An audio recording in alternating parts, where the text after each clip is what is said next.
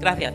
We have 3 ladies here from Colombia, for example, so I have warned them that I am fully expecting and anticipating and hoping that we will have some input from Colombia.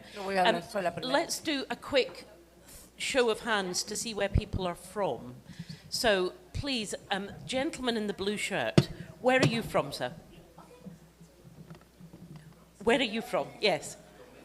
So we've got Dominican Republic. So we've got proper, at this stage, we're not going north of here at the moment.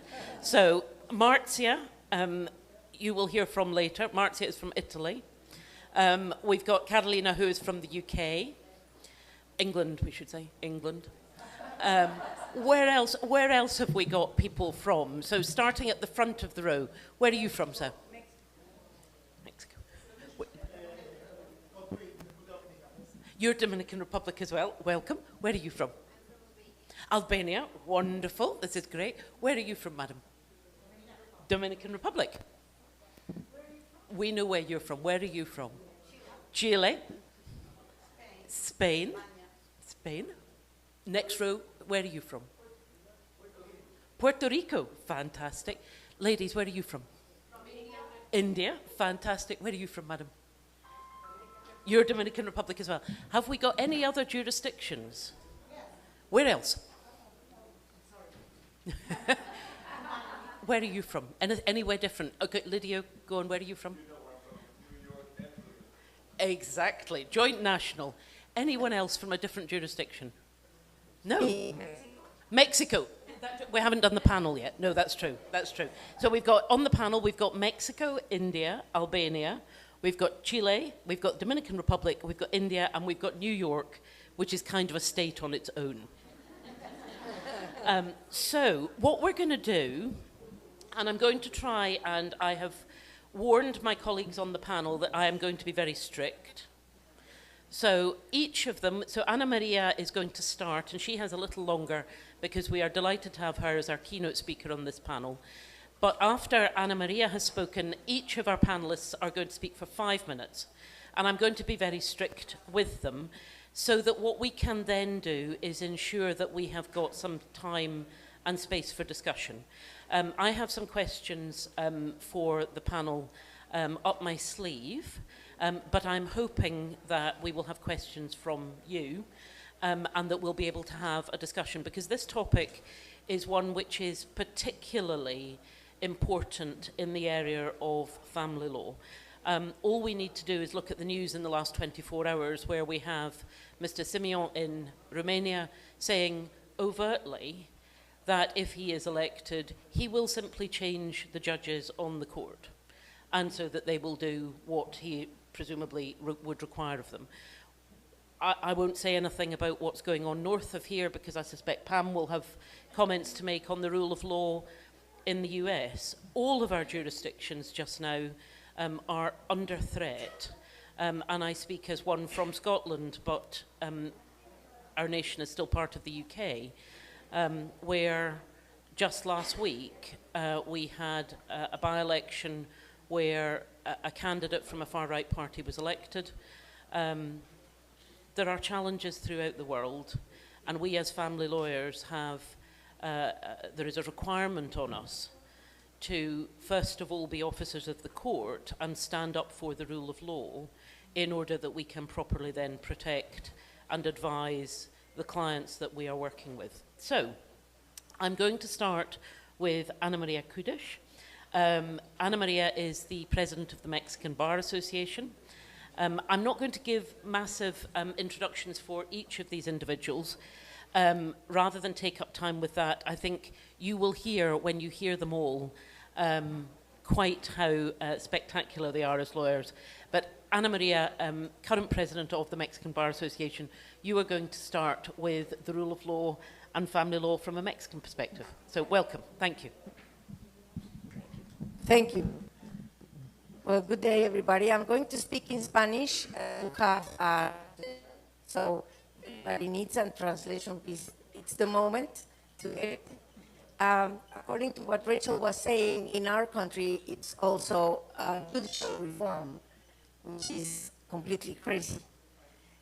Even though El Estado de Derecho está contemplado en nuestro país en la Constitución y las leyes las define el Congreso de la Unión y esta semana el Congreso de la Unión, y todos los tratados que están de acuerdo con nuestras leyes también son obligatorios y van a ser ley en todo nuestro país, ¿no? Se contempla también que el Congreso de la Unión se necesitan las 2/3 partes para aprobar las leyes, y el Estado de Derecho es entonces el Estado en el que las autoridades e individuos se rigen por el derecho, y este incorpora los derechos y las libertades fundamentales y es aplicada por instituciones imparciales y exigentes que generan certidumbre. En este momento, en mi país, no tenemos la certeza de quiénes van a ser nuestros jueces. La justicia cotidiana se está viendo lastimada porque nuestros jueces van a ser votados el 1 de junio. Muchos de ellos fueron electos a través de una tómbola y no se les eligió como debería de ser por su sabiduría, su experiencia judicial y el saber actuar como jueces.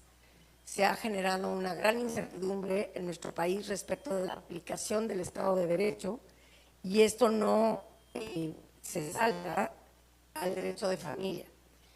Entre los elementos necesarios que podemos señalar como una aplicación del Estado de Derecho es justo la división de poderes como base de la distribución del poder en diferentes funciones del Estado y no en una sola institución. Y evidentemente, dado que el Poder Ejecutivo ha decidido destruir el Poder Judicial y generarlo a través del voto, hoy en día en nuestro Estado de Derecho no sabemos qué es lo que va a suceder. Sin embargo, la justicia cotidiana, el derecho de familia, se presenta como una institución de la que no podemos dejar de tener un posicionamiento en la sociedad como parte fundamental de las normas que tenemos para resolver los problemas más comunes y de mayor presencia en los órganos jurisdiccionales.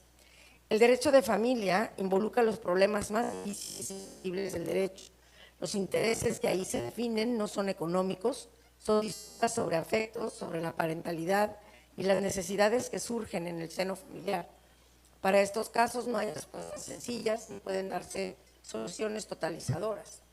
El juez que se enfrenta a estos conflictos debe ponderar cuidadosamente los intereses en juego y tratar de equilibrar todos estos valores.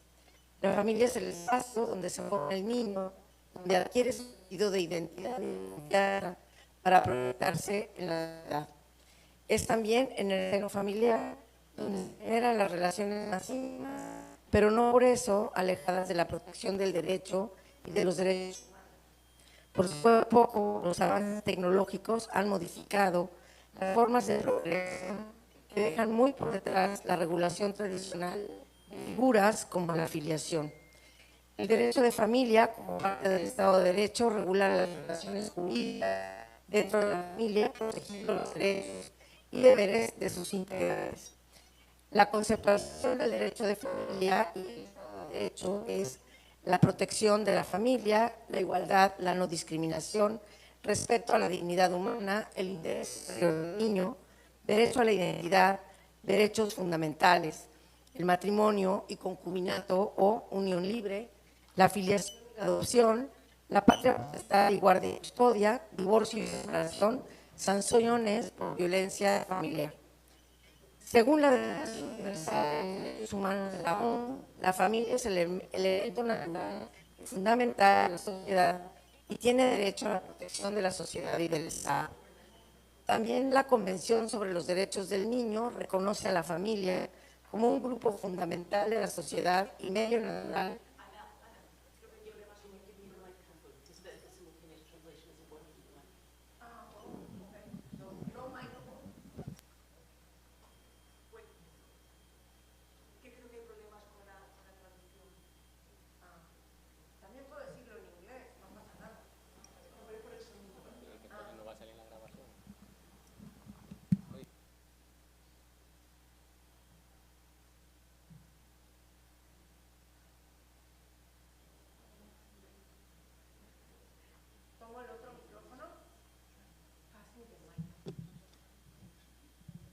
Bueno, hola. ¿Ahora sí?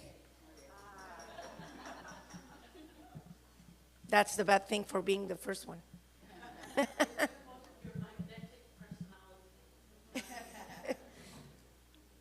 Bien. Ahí voy, ahí voy. Estoy tratando de ser súper breve. Entonces, según la Declaración Universal de los Derechos Humanos de la ONU, la familia es el elemento natural y fundamental de la sociedad y tiene derecho a la protección de la sociedad y del Estado.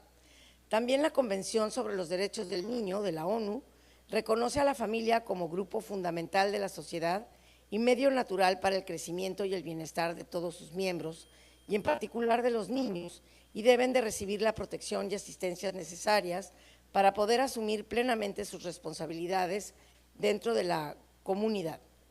En los años 80, México ha transitado hacia el reconocimiento e incorporación del derecho internacional, específicamente hacia el derecho internacional de derechos humanos, tanto con el reconocimiento de la competencia contenciosa de la Corte Interamericana como la suscripción de múltiples tratados.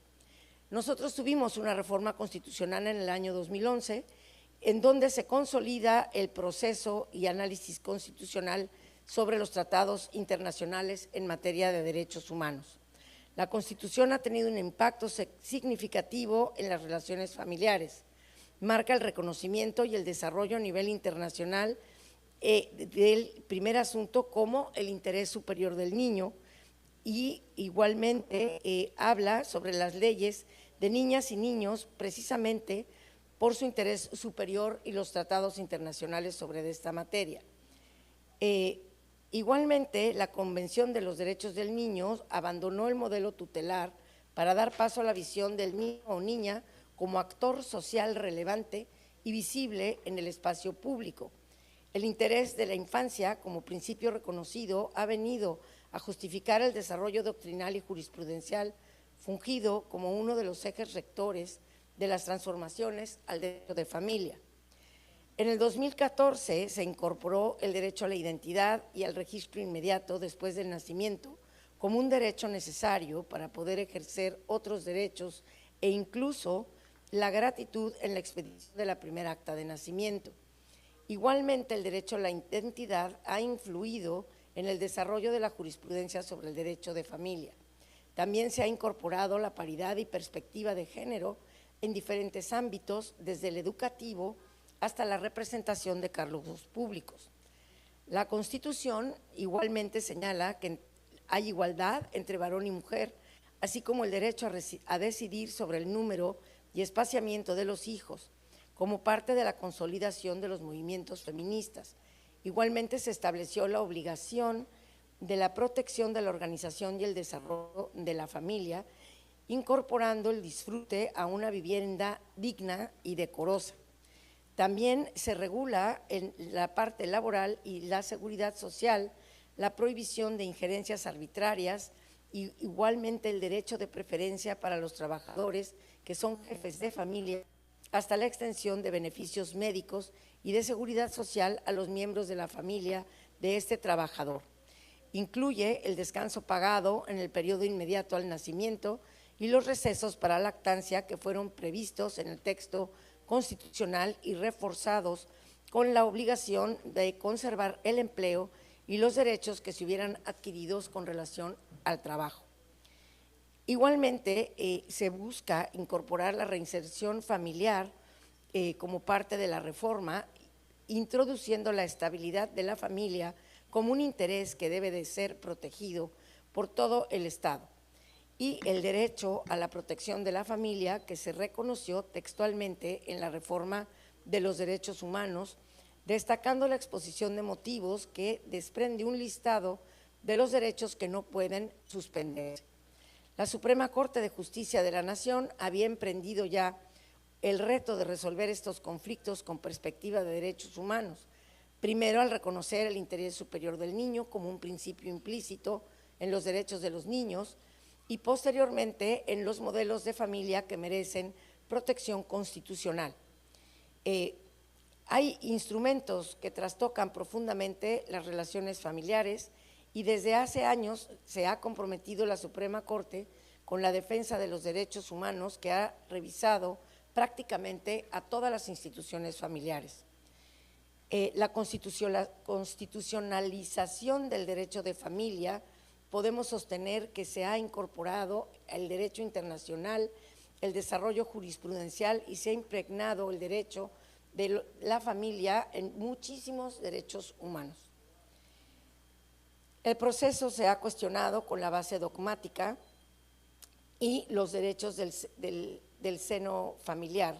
Nos ha demostrado que el proceso de constitucionalización es más complejo y complicado, porque el derecho de familia se tiene que estudiar ya desde lo constitucional, pero también se debe de saber sobre derecho de familia. La verdad es que cada día nuestra profesión está más especializada. A mí me da gusto porque ya los abogados que quieren ser de todo ya no pueden, eso me da mucho gusto. Y todas las normas que se manejan del derecho de familia en mi país son de orden público, de interés social y por lo tanto tienen aplicación en primerísimo orden antes que cualquier otro ordenamiento legal. Sin embargo, nuestros juzgados están saturados, se manejan 4.500 expedientes nuevos cada mes. Tenemos múltiples juzgados de familia y no se dan abasto. El derecho de familia se ve vulnerado precisamente porque no tenemos audiencias con prontitud. Ustedes, abogados de familia, saben lo que sufre una familia cuando tiene que esperar 6 meses a tener una pensión provisional y a que la familia pueda tener lo que necesita para su supervivencia. Tenemos la publicación de un Código Nacional de Procedimientos Civiles y Familiares, donde se convergen criterios judiciales y legales y donde se dará el Estado de Derecho en materia de familia para que efectivamente sea una realidad en todo mi país. Muchísimas gracias.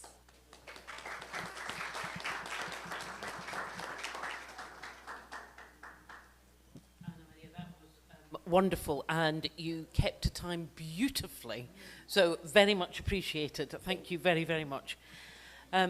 Lots to think about there, and I have very poor Spanish, but the nuances of the importance of us being family lawyers and constitutional lawyers and family lawyers is, I think, a really perfect way to start our discussion today. Our next speaker is Alejandra Precht Rorris. That was Chilean with a Scottish accent, so you will forgive me, or Spanish, Chilean Spanish. Alejandra is one of the judges of the Constitutional Court of Chile, and she has a really interesting route into being here today. She started out being really interested in the law as it relates to children and indigenous children in Chile.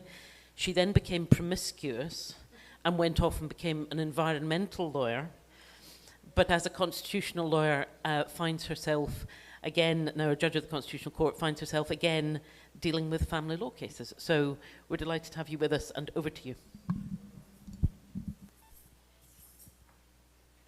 Okay, I will do a presentation about the… Okay, now, yes. ¿Se escucha bien? Okay, perfect.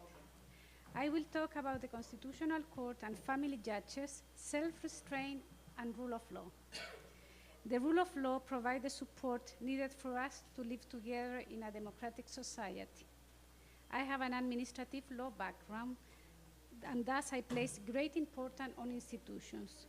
I am convinced that the survival of our democracy largely depends on respecting the rules concerning the separation of power, the limitation of jurisdiction, and compliance with the Constitution and the law. This, of course, applies to all organs of the state, among them the judicial branch, within which family courts are found, and of course to the Constitutional Court. The Constitutional Court in Chile has multiple functions. However, I want to focus in its role of resolving the inapplicability of a legal provision whose application is being considered by ordinary courts when deemed contrary to the constitutions. In these cases, the ordinary judge in Chile faces an irresolvable dilemma. since they lack legal tools to resolve the conflict without directly transgressing the law, and any attempt to do so will be incompatible with the principle of legality.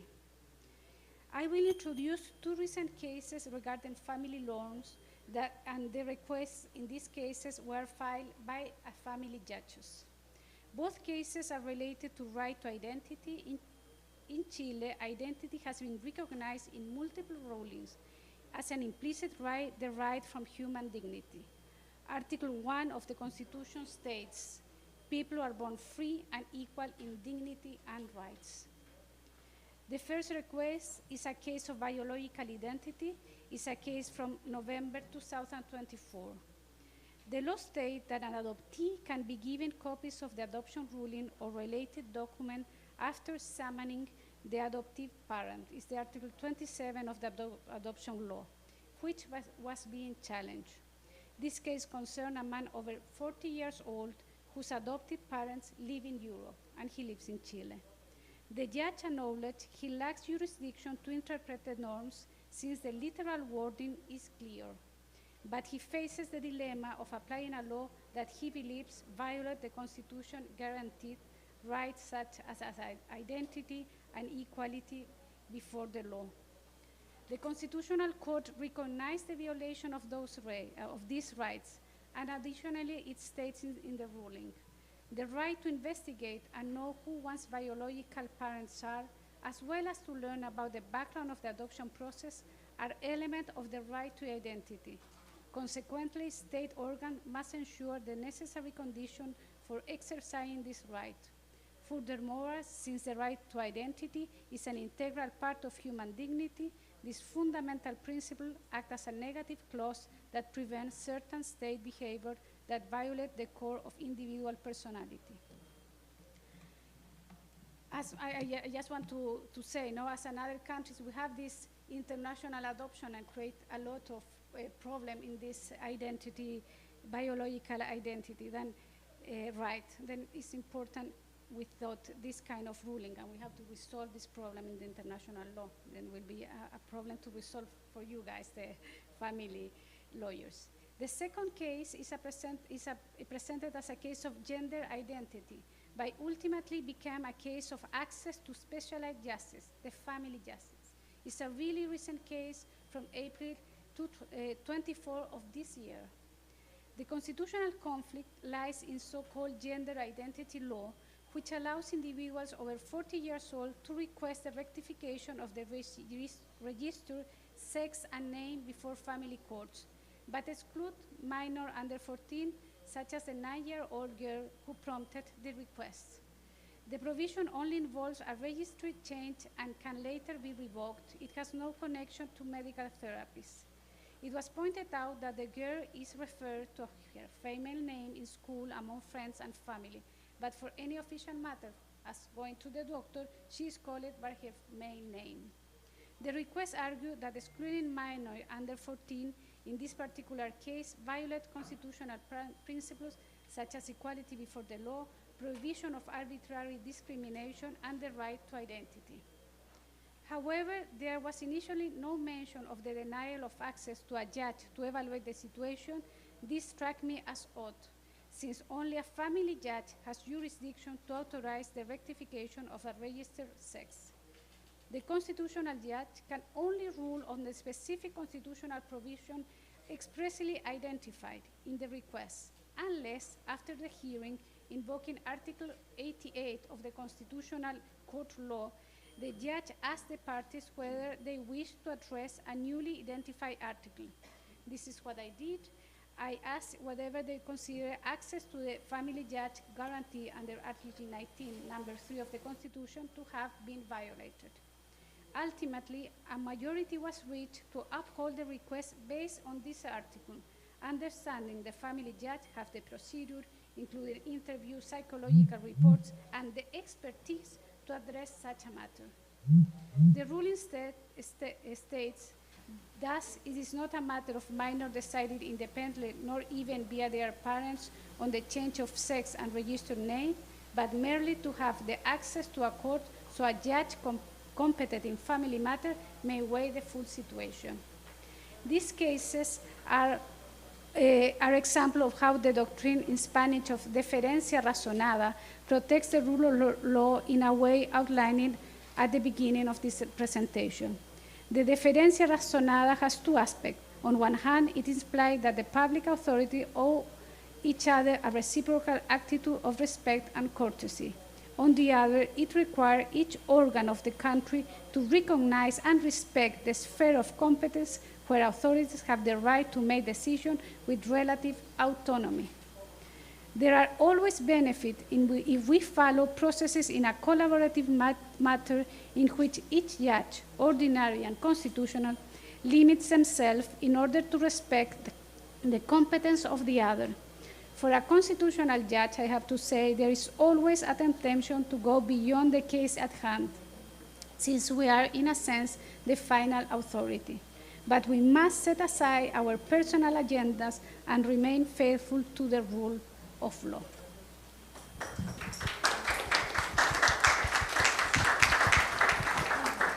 That was fabulous, Alejandra. Thank you very, very much. And again, beautifully timed. So, and I should say, I'm probably giving away secrets here. Alejandra was anxious about whether her English was good enough to do that. Your English was beautiful. So thank you for also doing that for people like me. It's very, very much appreciated. So our next speaker is our speaker from the Dominican Republic. So Dilia, Leticia, Jorge Mera, I now know. At the weekend, I tried to find Dilia at a restaurant and was saying, yes, her name is George Mera. And I was told there was nobody George Mera there, so Jorge Mera. We are delighted to have you with us. Dilia is one of our, I think you're our only fellow in the Dominican Republic, are you? We've got two fellows in the Dominican Republic. So, and you were our first fellow in the Dominican Republic, were you? Second. I should have done more preparation for this, clearly. So we are delighted to have you with us, and you're going to speak to us about child protection in the Dominican Republic. So over to you. Muchas gracias, Rachael. Muy buenos días a todos y todas. Good morning to our friends that are visiting from other countries. Welcome to my country, to the Dominican Republic. I hope that you enjoy your stay here.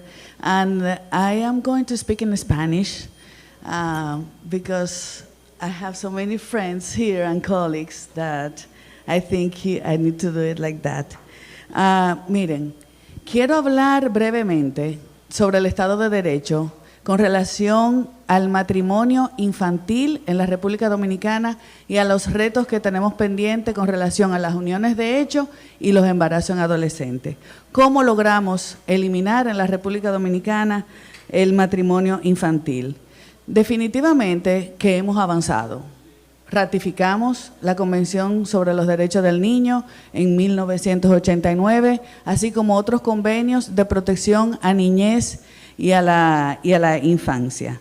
El matrimonio infantil estuvo regulado desde que adoptamos el Código Civil Napoleónico en 1889 y luego otras leyes adjetivas mantuvieron esa posibilidad de que menores de edad se pudieran casar. Los hombres a partir de los 16 años y las chicas a partir de los 15 años de edad, incluso debajo de esa edad con autorización de los tribunales. Y eso fue sembrando en la idea, en el imaginario de la sociedad dominicana, que era normal, que era posible que menores de edad se casaran con hombres adultos, sobre todo niñas, mucho mayores que ellas.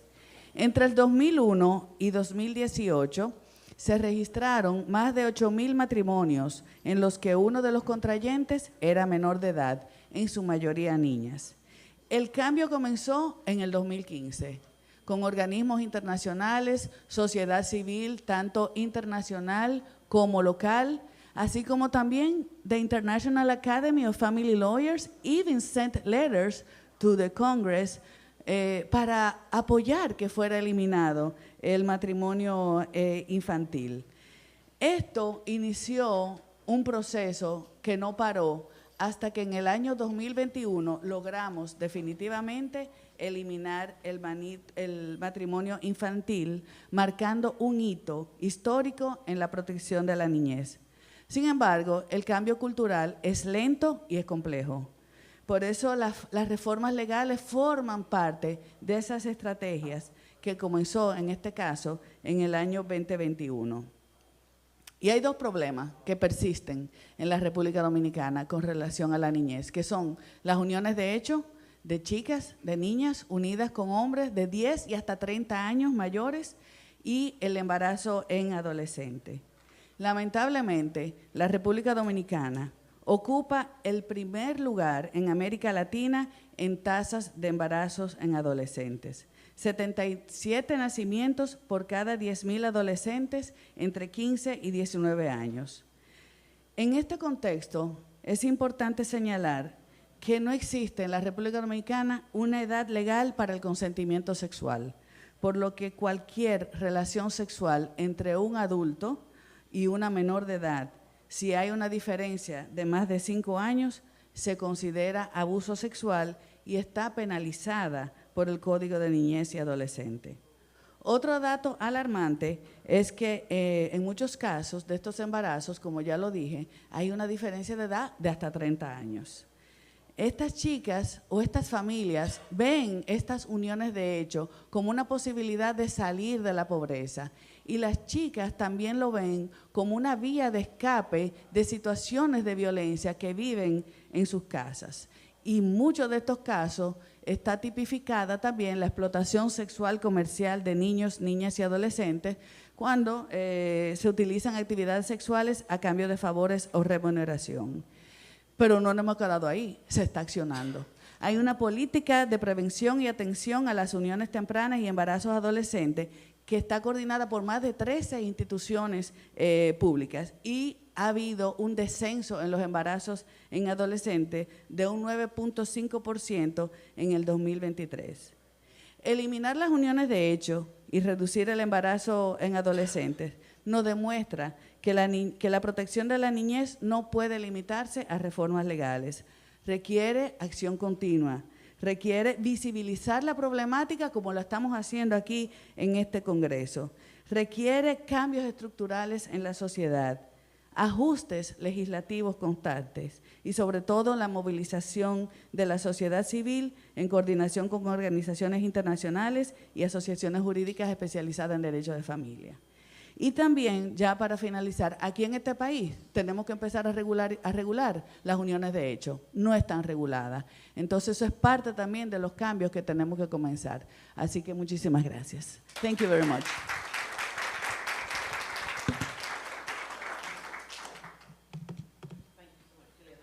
Absolutely brilliant, and I love a bit of data. Data is really, really crucial for what we are doing if we're going to affect change in the area of family law and some of these really thorny problems that we have.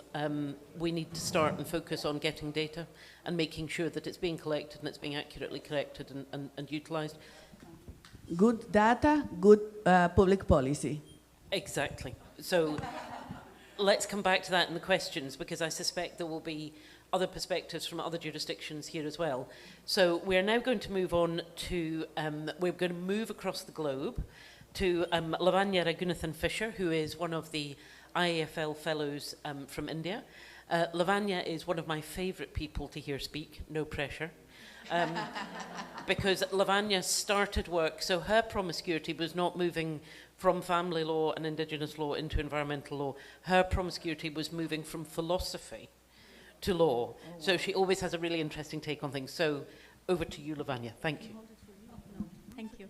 If it falls, It's okay. thank you.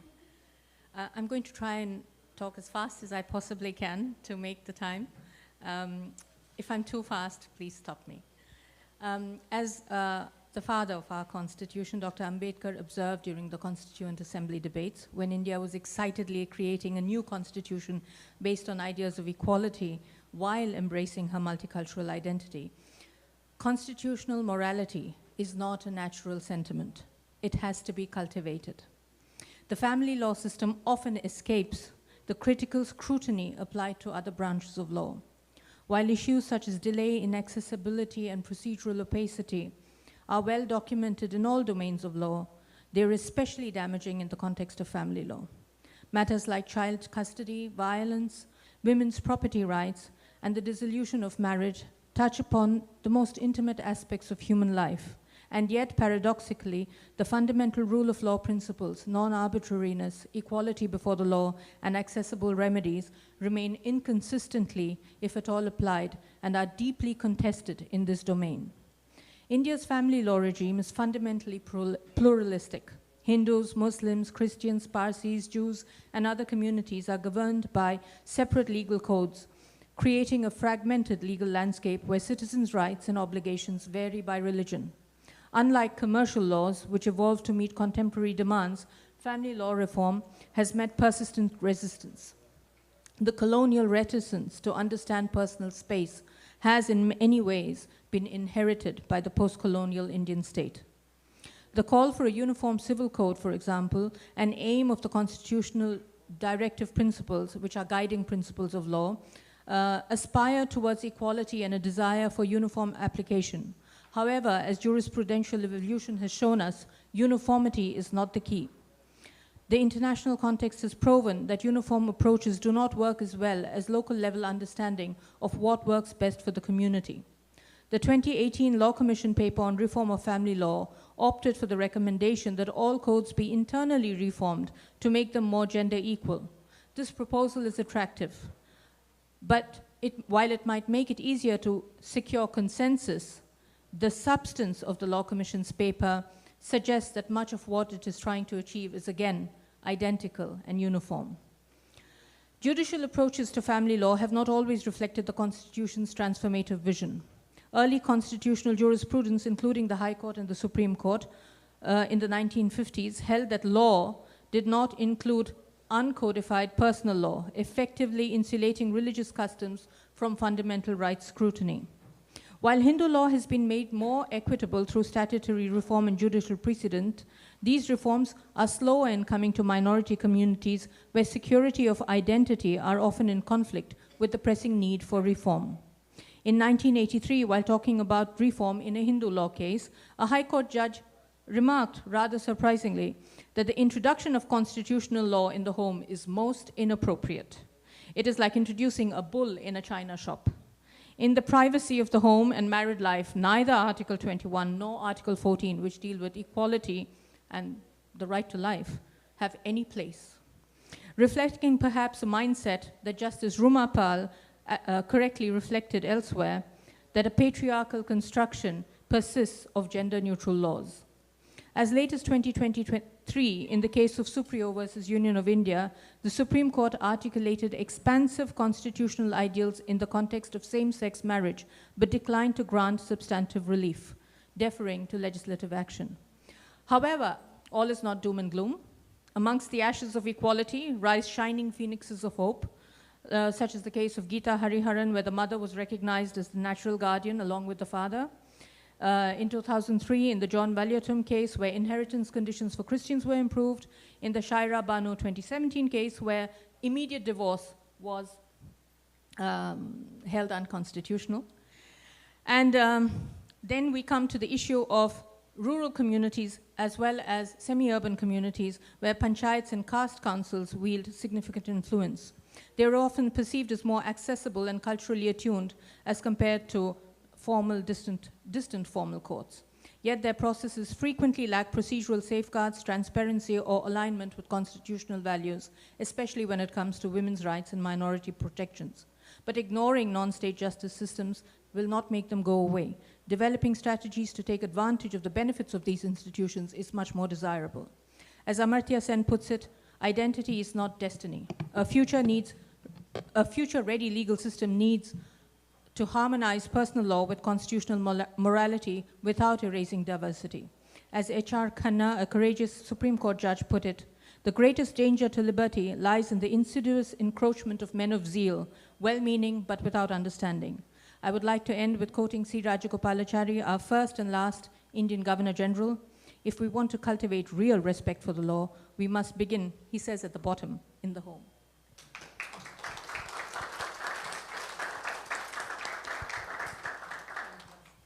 Fantastic. That was absolutely brilliant. And you didn't disappoint me. So thank you. There will be questions. There will be questions about that. So our next speaker, we're now moving again over the globe, and we're very excited to have Albana Boksi, who is a judge of the Supreme Court of Albania. So no pressure on you, but again, you need to give us a little sense of exciting things in Albania, because we all want to come to Tirana in 2 years. And you have got... We are welcomed. Well, you have got what I think is the most interesting topic that you're going to cover. You're going to talk about begging and the abuse of minors in the face of parental responsibility. So Yes. over to you, Albana. Thank you. Thank you very much. As you said, I am a criminal judge in reality, but I think that this topic, begging and abuse of minors, it's when we're talking about the face of in face of parental responsibility, it implies both criminal and family law. So that I choose these topics to share with you some ideas. The issue of child begging and abuse remains a serious concern in many societies. Often we see children that are forced or manipulated into begging on the street, which not only exposes them to exploitation, but also deprives them of basic rights such as education, safety, and dignity. As we discuss this issue, we must ask what is the role of parents and where does responsibility begin and end? And how can, the second question can be, how can society and institutions step in to protect children from being used or neglected? What is the situation in Albania? The Constitution of the Republic of Albania provides that dignity, rights, and freedoms of individuals are the foundation of the states, which has the obligation to respect and protect them. And I focus that. The state has the obligation to respect and protect the children. Then, in another article of our Constitution, is also guarantees the child's rights to protection from exploitation and use for labor, especially under the minimum working age, where such work may harm the health, morals, the life or normal development of the child. I have to stress also that Albania is part of European Convention on Human Rights, and so the jurisprudence of the Court of Human Rights is important. So, the European Court of Human Rights has emphasized that Article 4 of European Convention imposes positive obligations on states parties to make measures to prohibit modern slavery, to protect human beings from slavery, servitude, and forced labor. Again, the European Court and has analyzed the expression forced or compulsory labor by referring to ILO Convention and treats forced labor and begging as forms of trafficking protected under Article 4 of European Convention. Also, we have to say that forced begging under the EU Directive 36/2011 affirms that forced begging qualifies as human trafficking when all elements are forced labor are present. Why I said that? Because in our criminal code in Albania we have two articles. One who said that the trafficking of minors, where they are exploited to work, to force work, it's trafficking in human beings. So it's qualified as trafficking in human beings. In the other hand, we have another article who is abuse of minors. And this article criminalizes forcing minors into harmful labor or begging. The offender, in this case, may be even the parent. The sale of minor can thus be committed even by family members, and courts must analyze where such acts constitute trafficking, not just mistreatment or abuse of minors. And this is the important to say, because in our state, the jurisprudence is divided. If forced labor by a parent, forced labor by a child, it's qualifies as trafficking or as abuse of minors. Recently, the criminal court, the Chamber of Supreme Court, in its jurisprudence had stated that in any cases where the victim is a minor, the consent given by the minor to engage in prostitution or to perform any other type of source services, including backing or labor, is not taken into consideration and has no legal value for the purpose of qualifying the criminal act as child trafficking, regardless of whether not the child has violated.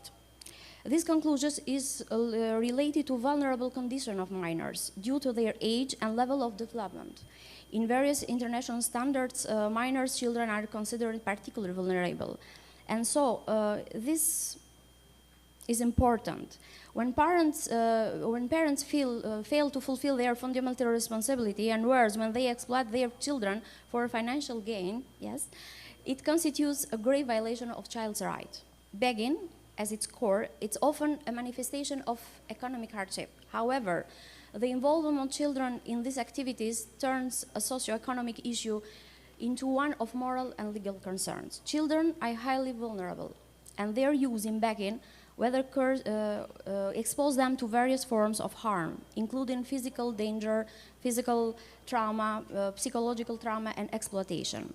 The use of minors in street to beg is not just a reflection of poverty, but a direct abuse of their fundamental rights to education, health, dignity, and protection. And that's what the Supreme Court of Albania has stressed in this unified decision that I mentioned about.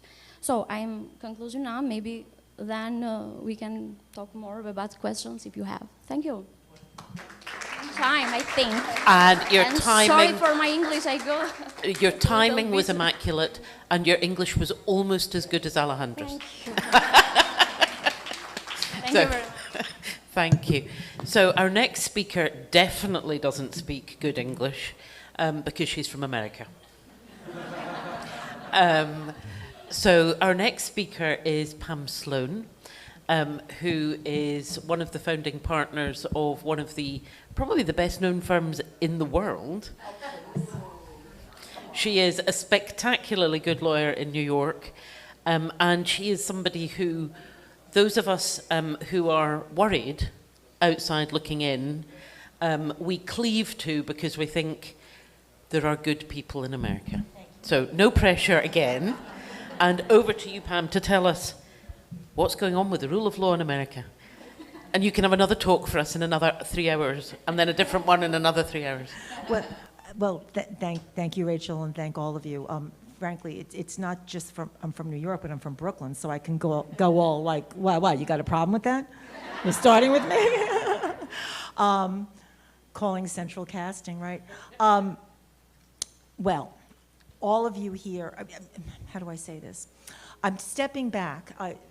Rachel didn't have the courage to tell you what I titled my topic, which is the unraveling of the rule of law in the United States of America as it affects families. And I'm going to be very direct. I hope you're not offended by what I've done. But I think I'm talking to you more as a citizen, an educated citizen, than I am talking to you as a lawyer. Because I think, while I do not think that the United States is the most important place on this fantastic planet that's troubled everywhere, the law, I think what's happening is of most interest to citizens and not lawyers. And so I'm going to start on a very basic level, and if you already know this, please forgive me. But any of you who have attended conferences about, where Americans speak about law, the fact is every state has its own law that concerns families. So we have border issues within our own country concerning child custody and division of property and spousal support and child support. We have our own internal statutes that talk about, although it's a uniform statute, it's either accepted or not accepted by each state. There's only one state that hasn't accepted it, but they're a lefty state and they do it anyway, but without having, and that's Massachusetts. So we have a way of deciding border issues or jurisdictional issues between states. It's similar to the Hague Convention. It's called the Uniform Child Custody Jurisdiction Act. And we have lots of examples of how crazy it can be to try to be a lawyer or a parent in a family in the United States deciding on certain issues. Forget about what jurisdiction you get divorced in. Let's go to the real problems that I'm going to talk about on the federal level. Let's just say there's an issue in your family that concerns a fundamental right. You have a child who is challenged. Either they're neurodiverse, they might have gender identity issues, they might have something like that. They might have medical issues relating to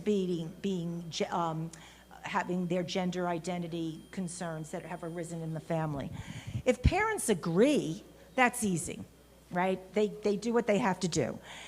In the United States of America, and anyone who wants to know it, I'm just proving that I took this very seriously. Hold this, please, Lavanya. I took this very seriously, okay? But there's not enough time, but if you want examples of what, and I'm gonna give you some of the highlights. So, Lavanya, in addition to being a brilliant philosopher, she's very good with the left hand here, okay? So, for example, within the United States, there are some states, if you have a trans child in high school, oh, by the way, the myth, there is no surgery for children in the United States of America. There is no doctor, licensed doctor in the United States who's going to do gender-affirming surgery. Americans are really talking about hormone therapy, but perhaps worse, because, when I say worse, ridiculous, well, I'm sorry, I'm not supposed to show my point of view. There are states that govern where your child can pee in the school, okay, literally. Unless you were born a male, you cannot pee in the male bathroom, even though you identify as being male. There are high schools that control that depending on the state you live in. You can't play on a sports team, perhaps, depending on the state in which you live. So these are important to your child, but if parents agree, I don't want to raise my child this way, they can move across the border and they go to a state where you can play soccer regardless of your birth marker. Okay, that's easy enough. But when it comes to actual medical care, if the parents agree, they can leave the state that, I kid you not, criminalizes not only the parent who obtains the hormone therapy, but the doctor who gives the hormone therapy. This is not every state, and there are maps. I have them with me if you want to talk later, and you can see why parents who agree might say, I'm getting the hell out of this state, and there's a state to which I can go. I've only got 2 minutes. I haven't even gotten to our new pope yet. So, that was a joke, everybody. I don't know if you saw Donald Pope advertising himself with the Pope's mitre. Okay, so there are things you can do about that. But now there is an umbrella of law that's federal law. And federal law doesn't speak to these individual states, but it does speak to basic human rights. So once again, if we're talking about rights that affect families, for example, if you are a parent who is trans, you're about to lose the ability to renew your passport as a trans person. So you will have to go, so if you have a child who has these two parents and you travel, and you might not even know your parent is a trans adult, that parent now has to go back to his or her, or their, as the case may be. I'm still learning this too. But my mistakes are made respectfully, and that's all we can ask of people. So when you get to the federal statute, this is what's going on. This is what's going on. The executive order. We have, like many of you, we have legislature, judiciary, executive, checks and balances. We have laws in the United States of America that were passed by Congress. We have a judiciary that has embraced the laws or have struck the laws down. And we now have a president who is using executive authority, executive rules to change the law and the only way it's supposed to be used is if the president is trying to enforce a law. You're not to use this to change the law. That's what, I know I'm out of time, but let me just do it fast, because I do have, I'm sorry. But, and this is what's going on now. Children are being deported, even though they're American citizens. The government says we're not deporting them. As a family lawyer, what I want to know is, where are the fathers? They became American citizens. They have an American citizen parent. But because the non-citizen mother says, I'm taking my child, off they go. Where's the father? Who's protecting the father? And it goes on and on. I just want to show you the New York Times, 100 days, okay? And here's another one. There have never been 100 days like this. And I suppose I stand here now as a citizen to tell you, many citizens really do care. They really do care.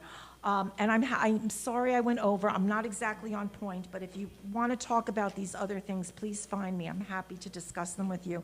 But I promise you, not every American wants this to be happening. Thank you. Thank you, Pam.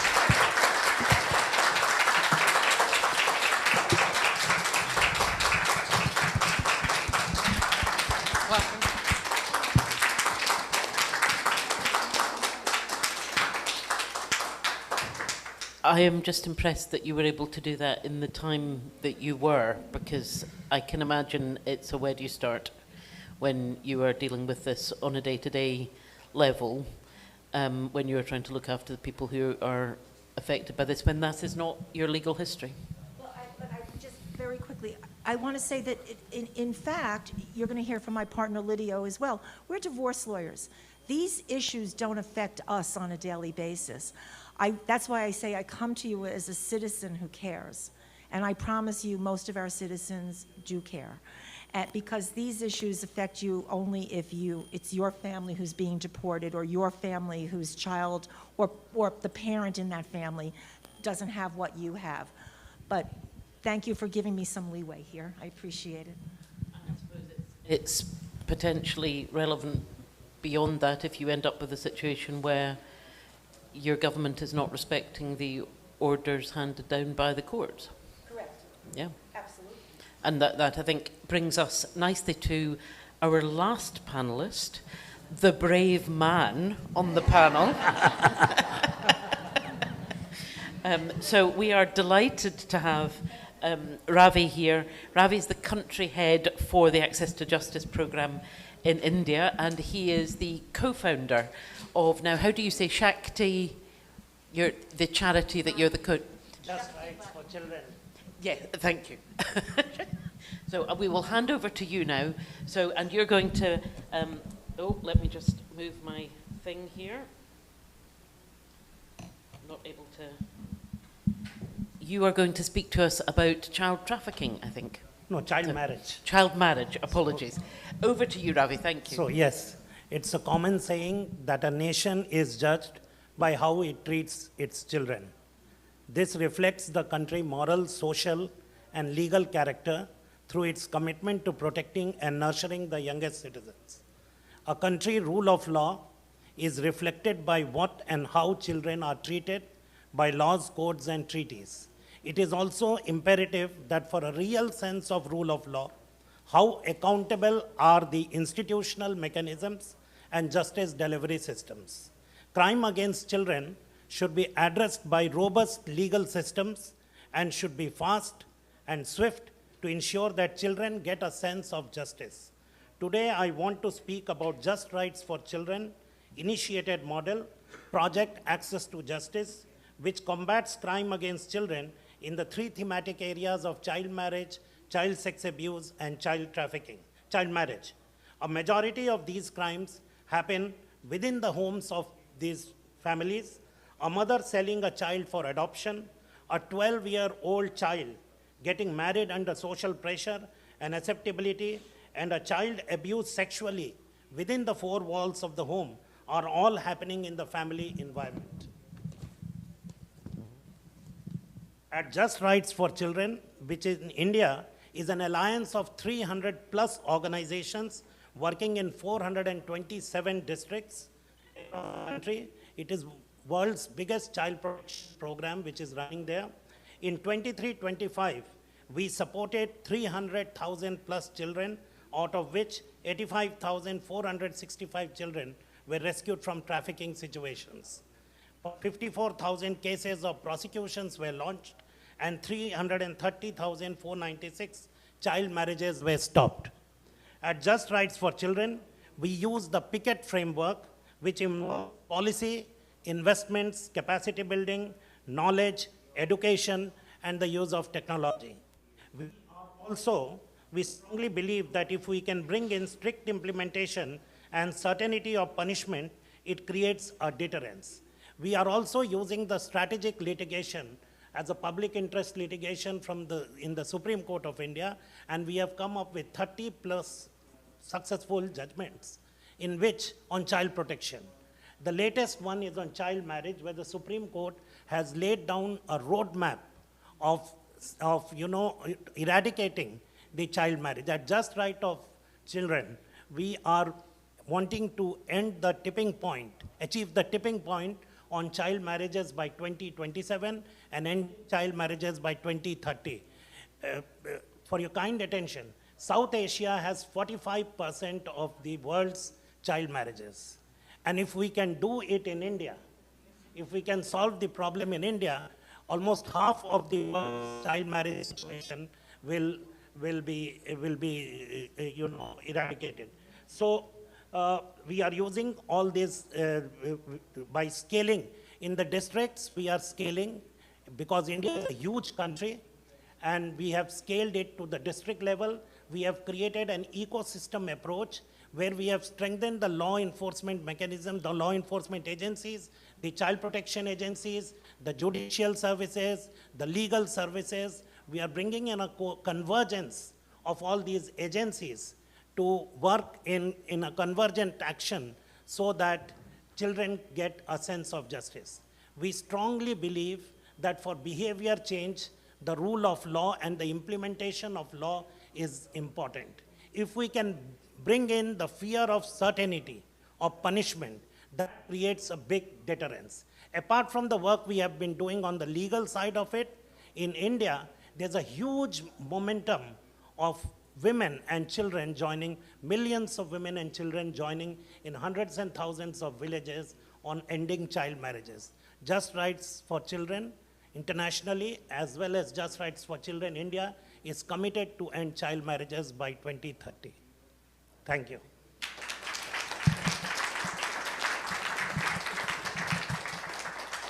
That's wonderful, Ravi. And you, I think, are possibly the first person who didn't need the 2-minute reminder. So beautifully, beautifully done. So what that means is that we now have some space for questions.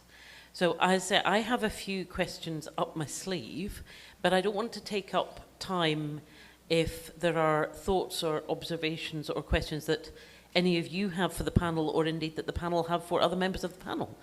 So any questions or thoughts from your own perspective before we look at some of the questions I've got? Yes. Do you need a microphone? Okay. Oh, we do need a microphone. Wait a minute. Come. Come. Wait a minute. Here we are. Sí. Ok. Me avisan, por favor. La dama Jorge Mera, ella trataba el tema de matrimonio infantil. Desde el punto de vista de Abel Sierra, que soy yo, como abogado, hay un tema que yo pensé que se iba a tocar en la Constitución Dominicana. Respeto al matrimonio con menores, porque nunca ha existido matrimonio infantil.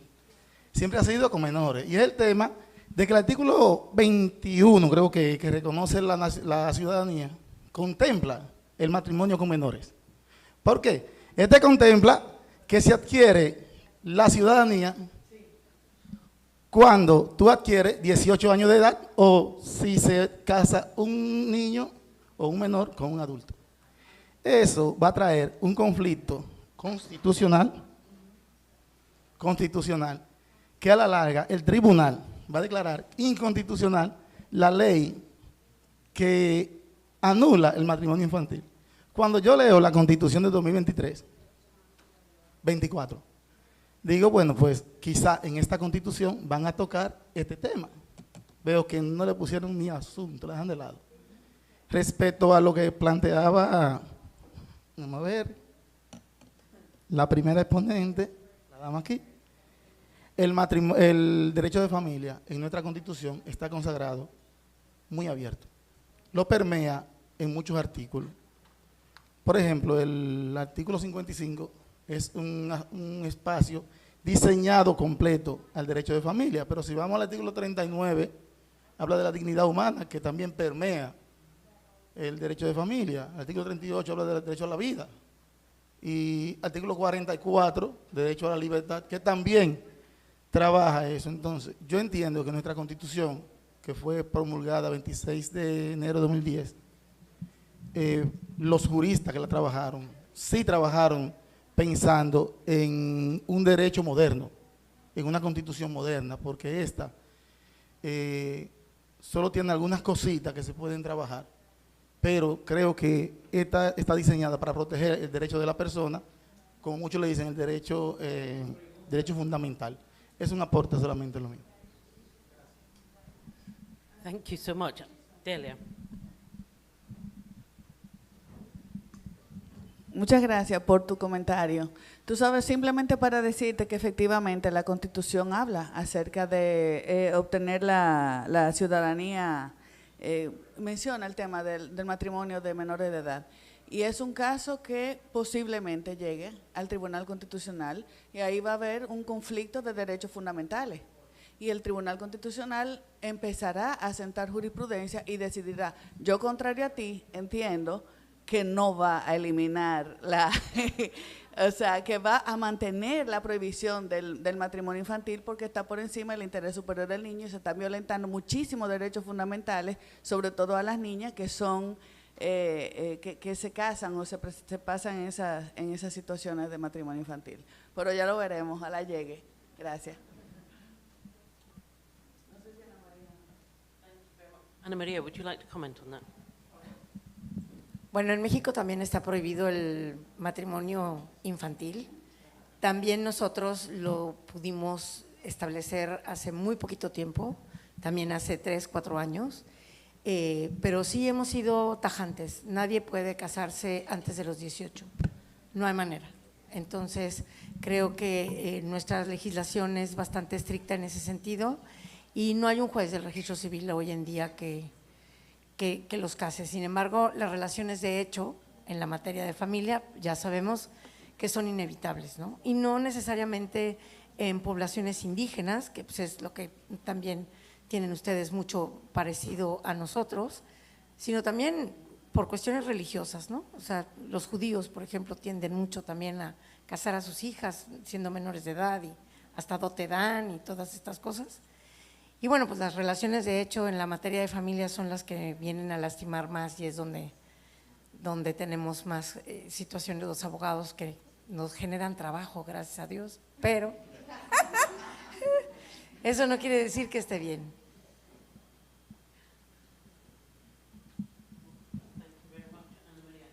Any other questions from the floor? Does anybody else, are you from a jurisdiction where child and early forced marriage is an issue or something that you're grappling with or something that you're finding yourselves deal with? Maybe, but you're not admitting to it. I understand. Pam.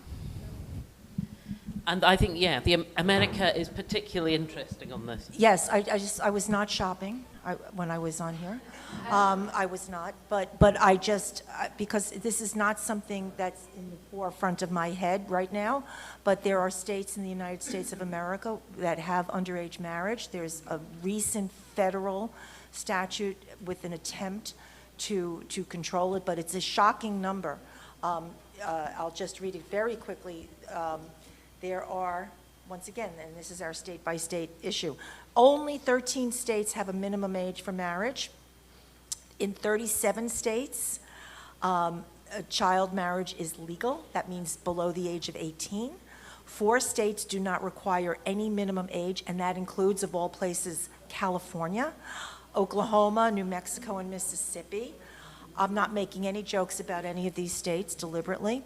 And there is currently no wage floor, and this is interesting to me, given the panel and all your brilliant minds and all of yours as well. There is currently no wage floor beneath which a person cannot be awarded a marriage-based immigration visa to the United States. And it's like a dirty little secret that we don't talk about. It's really interesting. As an organisation, the IFL, this is something that we've been doing a lot of work on increasingly, and we had a really interesting webinar, I think in January, very beginning of the year, which was particularly focused on the US, and it was incredibly well attended by people throughout the world, but in very large part by people from the US, and it was held in Maryland. And the fellow from the IFL, a woman called Cheryl Hepfer, who is an astonishing creature. She's what we would call a pocket rocket. She's wee, but she's mighty. And she's a former president of the IFL, and she has been very much leading on this work. This is work that is very close to her heart. And I got a message from her about 2 weeks ago to say that Maryland has just introduced a minimum age for forced marriage, for child and early forced marriage to 18. She thinks, as a consequence of her work, I think she's probably right. I think she probably broke them, and they decided it was easier to give in and do as they were told, because any of you who've dealt with her know that when she tells you to do something, you just do it. But there are real challenges around child and early forced marriage at the moment, and as you say, Dilia, there are thorny constitutional issues there in terms of competing rights. Albania, Albana, what happens in Albania? Do you have a sort of a minimum age for... Ravi, could you? Yes. Okay. Yes, in Albania we don't permit the marriage under the 18 years, but we have an exception, let's say. By customs, generally girls under the 18 age can be married not legally, let's say. And then when they have to go to take a special permit by the court, and the court can give this special, let's say, permit to be married to a girl under the age of 18 with special conditions, like if they are pregnant, for example. This is the only case that court can give this permission. But by law, it's not permitted. But by, let's say, custom, yes, generally they do marriage under the age, unfortunately. Yeah, but not legally, Yeah. not going... Yeah. No, that's traditional marriage, yeah. So, Chile. Ravi, do you want to give it? Yeah, perfect. I want to talk about another issue that you were talking about, and I want to point out, in my country, I know that here no, but we have an important indigenous community. I don't want to talk about marriage. I want to talk about labor, you know, and I will switch maybe to Spanish now, okay? Okay, and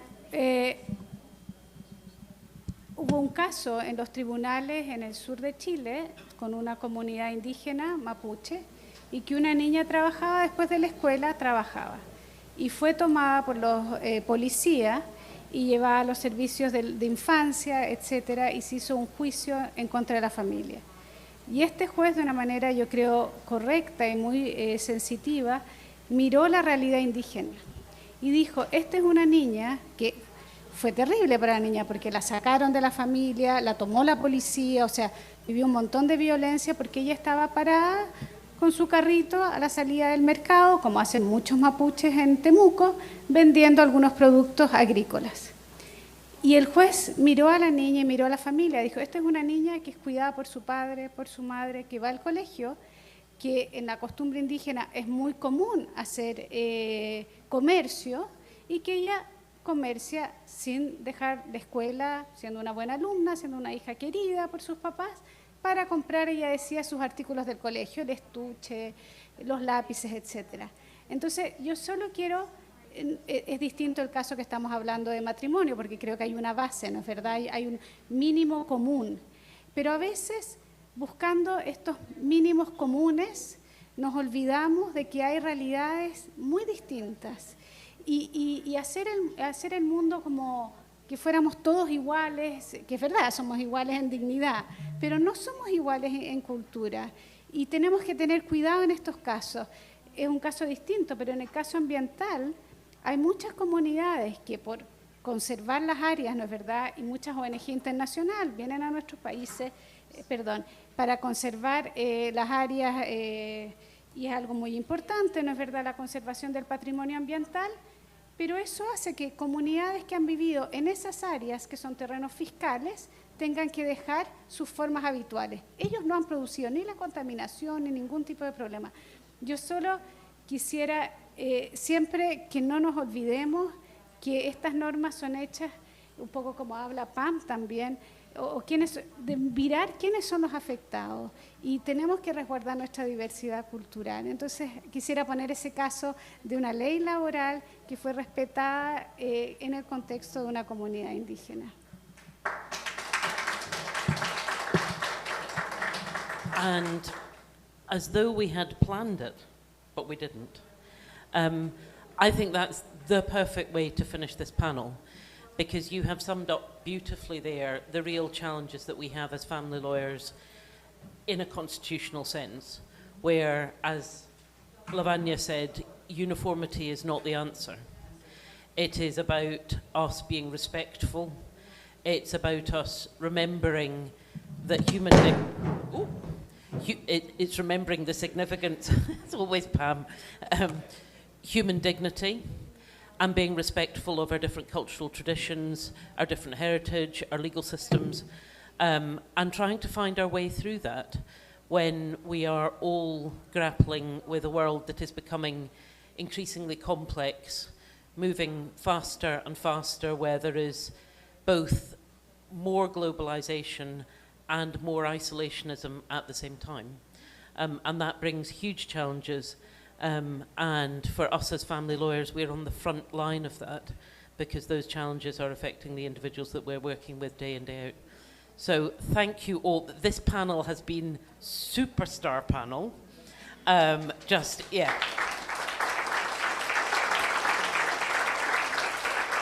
You were absolutely brilliant. Well, somebody has to do it, so it might as well be Sloan. The superstar is you, Rachael, who is the leader of our organization, and she has led us in a direction that very few before have been willing to lead in. And so we thank you very, very much. And next time in Nairobi. So thank you all. I think, are we segueing straight into this, or we've got a 10-minute break, a 5-minute break, have we?